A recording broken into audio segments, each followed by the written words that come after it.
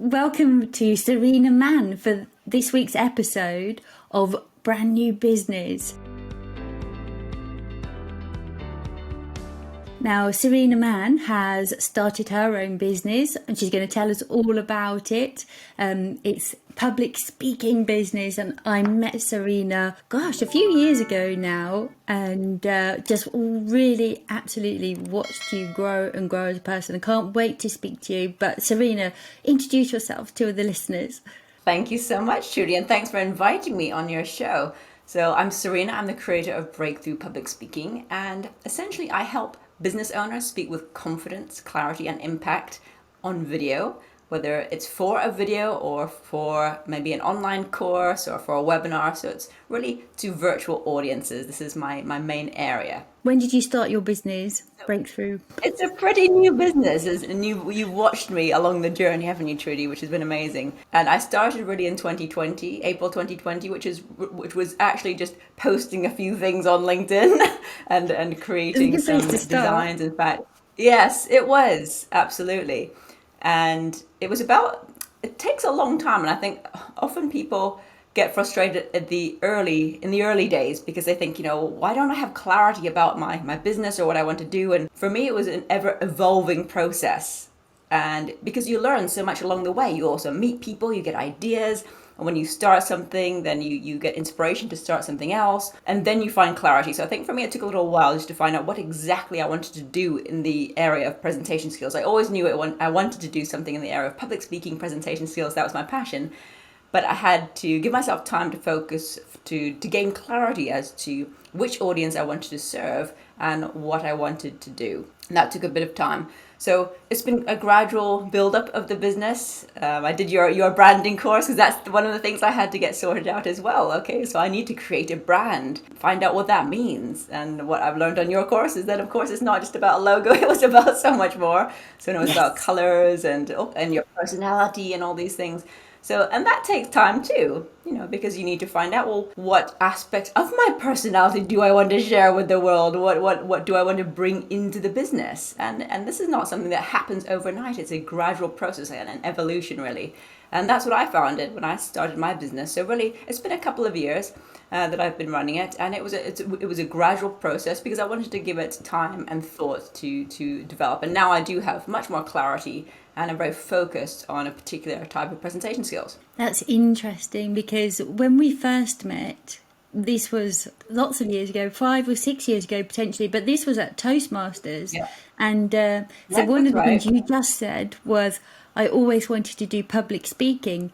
But when you started Toastmasters, that was like, watching you grow has been one of the best bits of being part of Toastmasters for me. From the lady who walked through the door, who absolutely was brilliant at public speaking. You were brilliant right from the start, but you had no clue.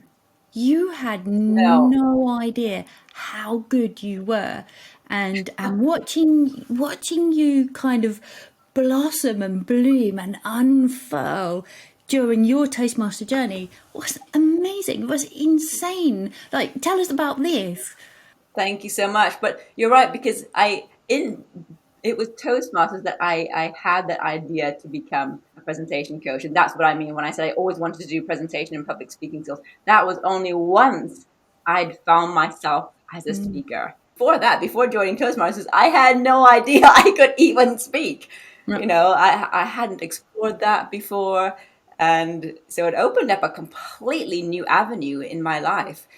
So before that, I was self-employed already, working as a tutor, and I'd tutor in all kinds of different fields, mostly in ESL, English as a second language, and GCSE English language. So I was tutoring, and I was exploring other options, thinking, what did I really want to do? Because I didn't feel a real passion behind the tutoring, although I enjoyed the sessions. It wasn't this huge passion that I think you need to sustain your business. So once I joined Toastmasters, it was a surprise to me. I remember after the first speech I gave, it was my evaluator was saying, "You're not new, you've done this before." I said, "Well, no, I haven't." But I think everyone actually has this speaker within them. They really do. And it's just about finding it. You don't know until you actually try. And that's the extraordinary thing. Unless you go out there and you put a speech together, you won't know. And I didn't know that I could speak and move people in a certain way. And that was brilliant. And when I felt that, then I thought, this is amazing. And I just want to share this with everyone. I want everyone to find their voice and find that they too can be a speaker. It was literally just like a moment, a light bulb moment where I thought, this is incredible. Speakers is what I say on my website. Speakers are not born, they are made. They really are. I mean, it's obviously a famous quote, but it's true. We have to develop those skills. They don't just arise out of nowhere, and often people don't realize that they have a speaker within them. It's interesting because for me, it's a kind of a similar story in that I decided I wanted to be a public speaker because I thought this is going to elevate my position, make me a credible branding expert. And I thought, yes, I will do that. And then I thought, oh, okay, but I've spent the last 20 years being a graphic designer. I have no idea if I can speak in public. Not a clue. So, yeah, that's why I decided to go to Toastmasters to see, can I speak in public? And like you said, I mean, I did. Absolutely. You're a very energetic, passionate, engaging speaker. And just seeing what you've done with your business over the years is extraordinary, because you might not think about public speaking skills as a branding expert. But of course, it's obvious, isn't it? Yes, you need to show your personality, get your voice out there, make the most of speaking opportunities. And I've attended speaking events where you've been speaking and delivering talks about your branding business. And that's a fantastic opportunity. And that's because you've developed those speaking skills and really found your style. I feel you very much found your style as a speaker. Maybe that was in your journey in Toastmasters, that very energetic. Well, you're being true to your personality, aren't you? Because you are a very energetic, bubbly person. You bring to your speaking. Absolutely. I could never be that deadpan speaker. Like, I would never be able to read the news, would I? Because I'd be like, oh my God. Oh, likewise. Whoa! Yeah, that's right. Everybody would be like, oh my God, what's she doing? Dude, I'd be the same, Judy, believe me. This has happened? Wow. Oh dear. But in the early days, like when you decided, okay, I'm going to be a public speaker, I found something I'm really, really passionate about. I can really help people to motivate them to be a public speaker or to give them the hints and tips about being a public speaker or speaking on video or whatever. What then? How long did it take you between sort of deciding this is it to actually doing? What was that kind of journey like? Oh, it was a long journey because there were lots of things that I needed to learn first, because it's interesting, isn't it? There are so many stages you need to go through before actually doing the thing you wanted to do. So I wanted to also train myself much more as a speaker and develop my skills in a variety of different ways, which is why I joined an advanced speakers club. I really honed in on my virtual speaking skills. I trained as a trainer, so I learned the difference between speaker and trainer. So there are lots of different things that I did to improve my own skills. I also had voice coaching to understand the power of my voice, to be able to use it effectively. So there are things that I wanted to do for my own personal development. So that was one area, developing my personal development, my speaking skills and so on. And also going into a contest, and then I ended up doing very well in those. That was also something I wanted to do to improve my speaking skills. She says, oh, I entered a few competitions and did very well. She did amazingly well, this woman. Tell everybody just how well you did, Sarina. Well, so my first year was a surprise because I did not expect that at all. I entered into a few contests. I managed to get into area for my, I think, the international speech and humor contest, but it was the impromptu speaking that I did really well in, which was getting to the district level, which is a national speech contest, and I placed third in this particular contest.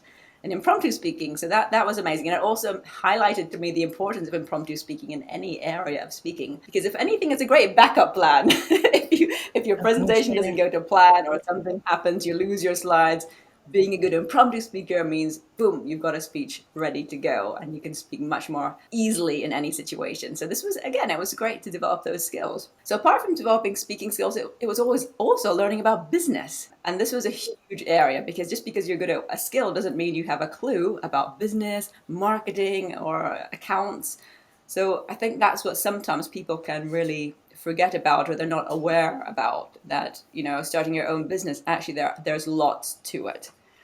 And so ended up going on a lot of courses in sort of social media. I did your course, obviously, in branding, Samantha Cameron's course on social media, so that I could really get to grips with, how I wanted to use social media for business. Because, of course, it's one thing using it just for your own personal use. It's completely different using it for, and you need to know how to understand and use, marketing and sales. So these are all different types of skills. And then networking, that's a skill in itself. Which groups do you join? How do you network? So it was a huge learning curve. So I didn't want to just sort of jump into it. I did want to learn the skills first. It's interesting. There's different approaches to doing this as a business owner. You are very much probably potentially a ducks in a row kind of person. So you decided, so this is what I'm going to do. I'm going to formulate a plan. I need to learn this, and this, and set about doing the courses, taking in the knowledge or whatever. And then there's the person, probably the person a bit more like me, who decides to take the jump and then worry about the parachute after. And go, yeah, that is my approach. You can do it either way, and either way should be fine. You sink or swim. Sure. Yes, and I do think actually just the nature of starting your own business is that is part of it. No matter how much you want to be well prepared and well organized, there is also that element that is just chaotic because opportunities arise or something unexpected happens. And so there is a little bit of that sort of last minute, okay, boom, I'm doing this. What do I need to do to get it together? Yeah, absolutely. And I mean, and aside from all of that, like the whole learning issues and what are you going to do and how you're going to do it and finding out all the courses and stuff. I mean, you've had other battles to fight as well. I mean, you've been fighting since you were diagnosed with MS. This was a few years ago. I mean, you've had a huge life journey that's brought you to this point, haven't you? Yes, absolutely. And that's in a way why I do try to organize things, because it's about, so I was diagnosed with ME. It's a condition that is getting much, much better rather than worse, which is very fortunate. But yeah, it was almost, a decade of my life that I was very unwell for. And it, limited my mobility and energy and so on significantly. And my journey to recovery has been really about focusing on what I can do and working out a system that works. Because I don't believe in ever thinking, oh, this is because I'm unwell or because I've had this, I can't do it. There's always a way. And especially, although, COVID has obviously been a terrible time for the world, there have been some silver linings in this cloud, which is for people with disabilities and chronic illnesses. Business is now open because we can participate in so much more. So let's say if you have mobility challenges, then okay, you could make maybe one network meeting in this area, but then with things being virtual, okay, actually I can make 2 today, or I can make 3 tomorrow. There are just so many more opportunities, but it does mean that I've had to think in different ways and also get guidance. So I've got a business coach I work with who specializes in helping business owners with chronic illnesses, because there are particular ways that you can work that are much more manageable, like getting some VAs early on in the business to help support you, these kinds of things. That really help to make it work for you. But I actually feel that having the illness has enabled me to think much more creatively than I ever would have thought. Because I do think I would have been thinking much more. I don't think I ever would have thought to create my own business. I think I just would have, carried on doing what I was doing, just working and so on.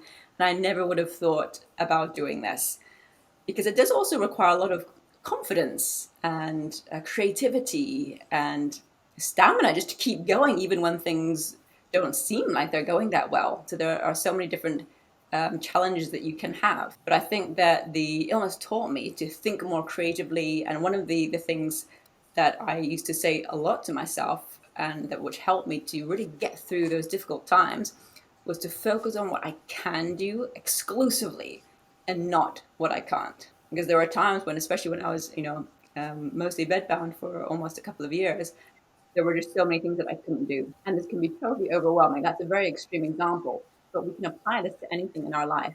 Sometimes we can feel so stuck, or that there's just so many things are going wrong, or that we feel we can't do, or maybe we compare ourselves to others. But when you just forget all of that, focus, even if it's just one thing, focus on that. I can do this. Okay, I can't do all of these things, and everyone else is doing all of those things. Okay, that's fine. But I can do this. So I'm going to focus on that. And that for me is incredibly empowering. So I believe the illness actually helped me to create really positive ways of thinking, because I had to be much more resourceful and much more creative about my life and the way in which I work. It's amazing. And you're not afraid to share this quite publicly. This week on LinkedIn, you put a post out about exactly this, that one thing about, having this chronic illness and what it's meant to your life and your state of mental well-being, and also what it's done for your motivation and abilities. I mean, it is an incredible journey that you've been on, and it's an amazing story. And we are our stories, as business owners. We are our brands, and our brands, we want them to be authentic. We want people to relate to us. So by telling people your story, by letting people know this is who I am, this is where I'm coming from, you're opening up your vulnerabilities, but you're inviting people in to say, to share your world with you. And it's an amazing thing, and it's a beautiful thing, and it's a fantastic thing to do. And have you had much positivity? Have you had much really good feedback from that post particularly? Yeah, it's been my most popular post. It's so interesting though, because I didn't come out with it at the beginning. I didn't say, hi, I'm starting a new business, and by the way, I've had this period of chronic illness. I wanted to come out with it when I was ready, because I actually know a lot of business owners out there who do have chronic illnesses. We're there in the background, but people just don't know because they don't need to know right now. I think there's this worry, whether you're working for someone or running your own business, there's a worry that, oh dear, this could be really bad for business. And that's something that I'd like to, yes, or just that, oh, maybe this person's unreliable.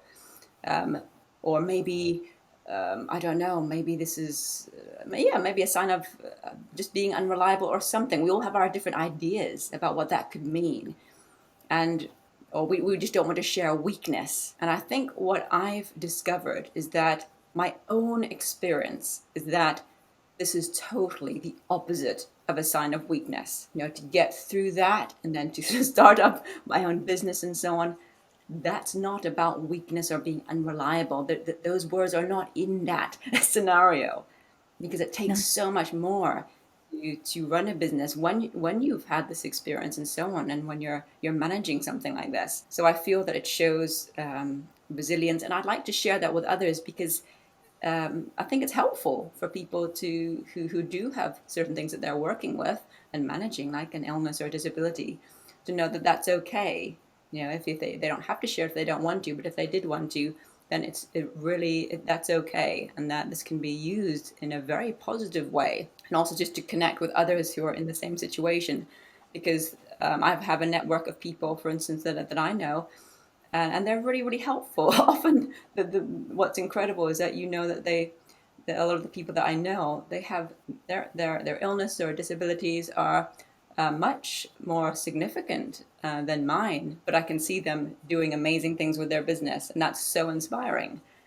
So I think when you share your story, hopefully it helps someone else. It touches their heart so that they feel, do you know what? But that's me. I can do that too. Or even I had so many positive comments on this post. Even someone saying, that this is just amazing. I've learned so much from these life lessons, because I talked about, the meaning of kindness, the meaning of resilience for me. And I think for anyone, even if you haven't experienced that, we all understand that kindness, for instance, resilience. These are all qualities that we all value and feel are important in life.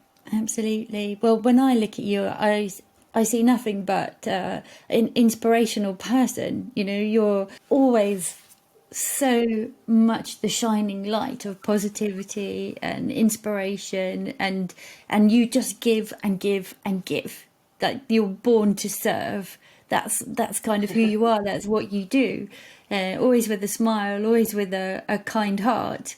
And yeah, I think people Thank always you. respond well to that and love Yes. you for it. That's what I see in you as well. And you were one of Mm. the first people I met when I started my business, and definitely a role model in that sense, because I could see that you could, be true to your personality and go out there. And I loved it how you were saying, you really communicated that you are a fun-loving person, which you are, and that was great. Because sometimes you think, oh, I can't say this in business, but of course you can. Why not? So it was great seeing your example. That you of course be true to your personality, and this is what's so fundamental in what you do and what I do. That for your brand, you need to be true to your personality, and with speaking, you need to be true to your personality to really go out there and shine.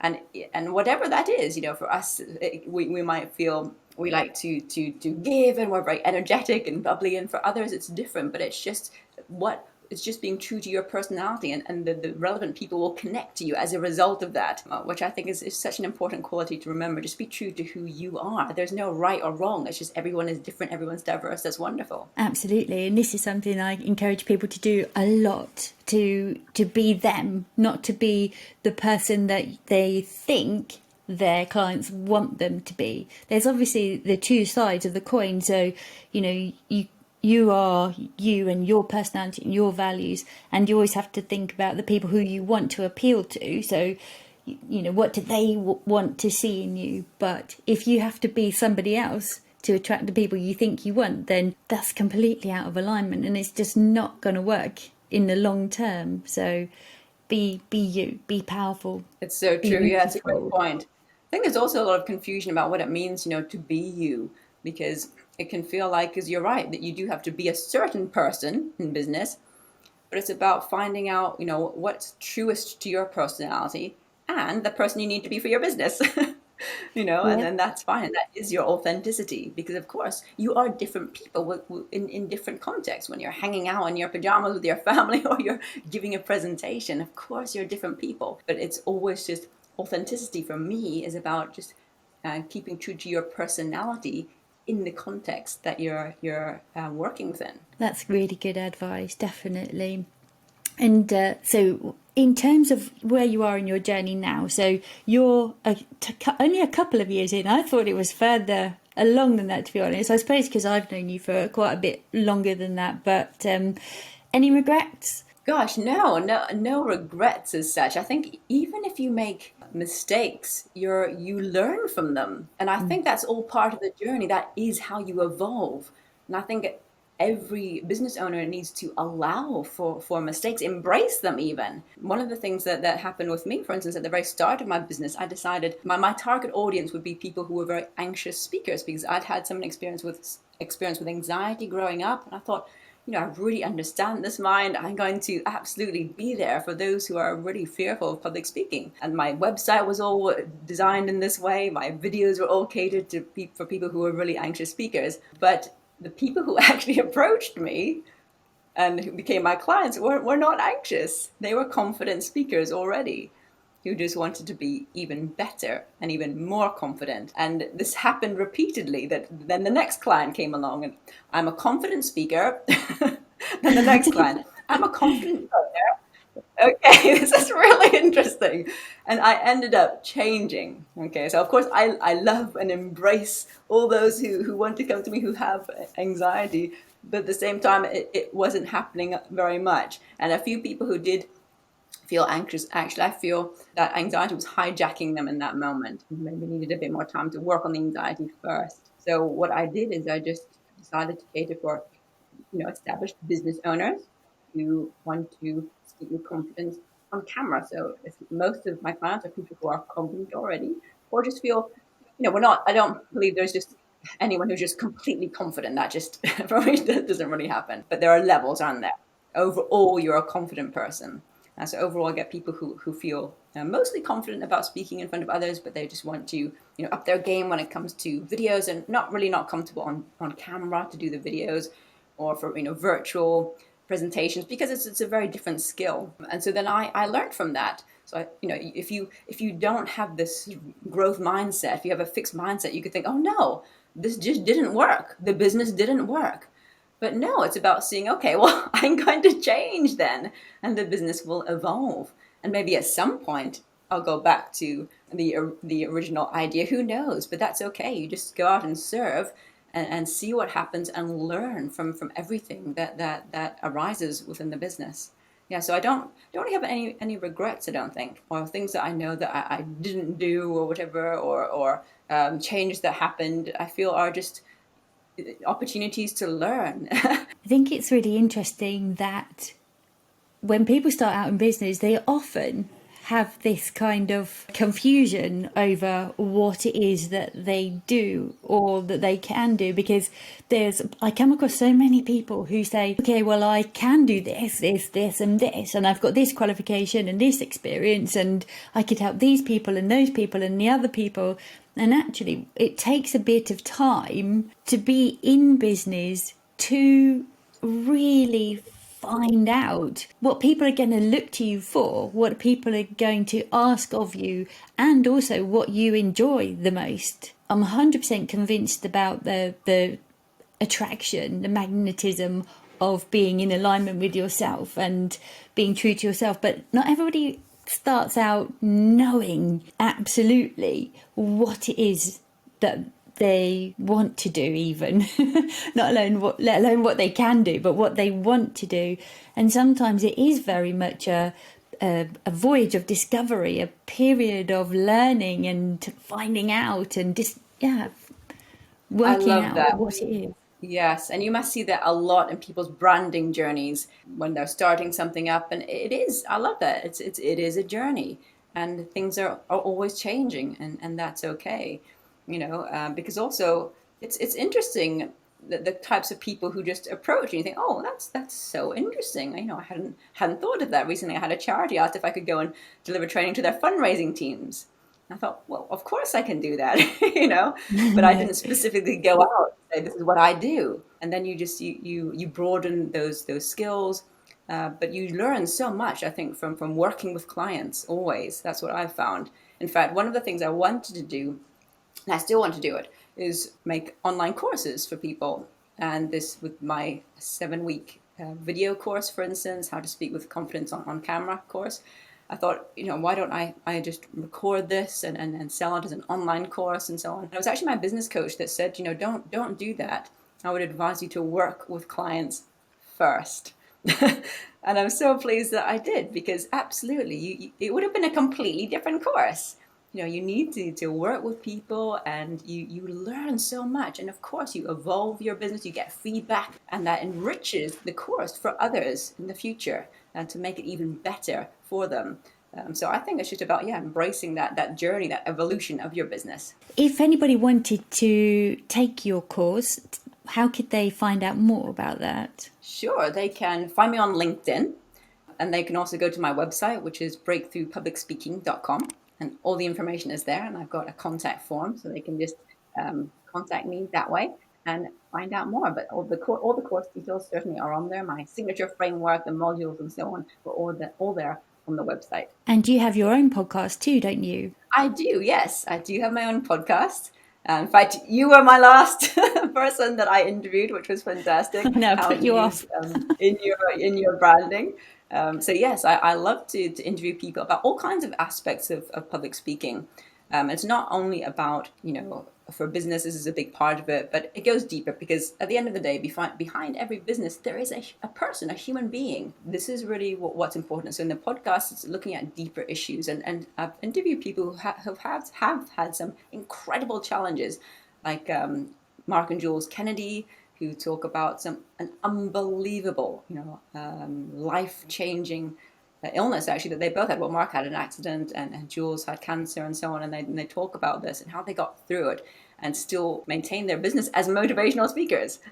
It's extraordinary, and also interviewed one of my mentees from my Advanced Speakers Club about having a stutter and how she actually sees this as being an asset to her because her stutter forced her to slow down. I actually worked with quite a few people with speech impediments, although you would never guess it on the outside, but deep down there's this fear. There's a fear that it's going to come out when they speak. So she talked about how this was an asset because she knew that she had to slow down first and think carefully about what to say before she said it. And that actually was a really fantastic speaking technique, to slow down.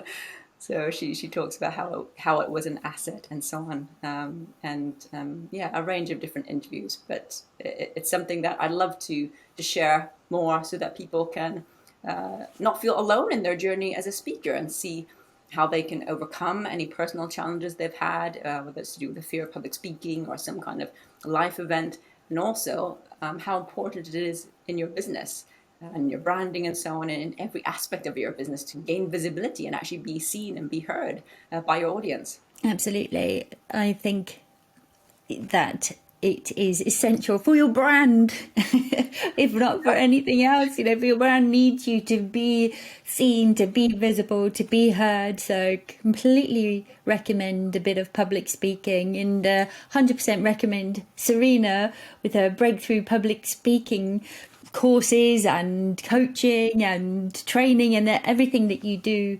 or even just to follow you on LinkedIn, because you come up with amazing tips every week. So absolutely get in contact with Sarina if you have any thoughts about public speaking, any doubts, any worries, any fears, like we all do, or most of us have, about public speaking, to absolutely get in contact with you. Thank you very much, Sarina. I feel like I need to do this. Wait. Can you hear that? Yes, I can. Thank you so much for having me on the show, Trudy. I really appreciate that. It's been lovely chatting with you.